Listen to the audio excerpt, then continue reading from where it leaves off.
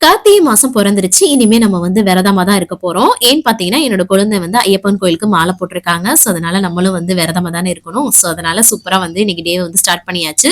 சரி இன்னைக்கு வந்து பிரசாதம் பண்ணி சாமிக்கு வந்து படைச்சு சூப்பரா சாமி கும்பிட்டுட்டு விரதத்த ஸ்டார்ட் பண்ணலான்னு சொல்லிட்டு, சேமியா பாயாசம் வந்து பண்ணி சூப்பரா சாமிக்கு வச்சு படைச்சுட்டு இருக்கும்போதே பசுமாடு வந்து வந்ததுங்க. சூப்பரா அவங்களுக்கும் பழம் வந்து குடுத்து ஒரு பாசிட்டிவ் வைபா இருந்தது. அதுக்கப்புறம் வந்து நல்ல பூஜை அறைய அலங்காரம்லாம் பண்ணி ரொம்ப திருப்தியா வந்து சாமி கும்பிட்டுருந்தோம். மனசுக்கு ரொம்பவே நிறைவா இருந்தது. இது வந்து டீடைல்டு விளாகா வந்து யூடியூப்ல வந்து ஷேர் பண்ணியிருக்கேன்.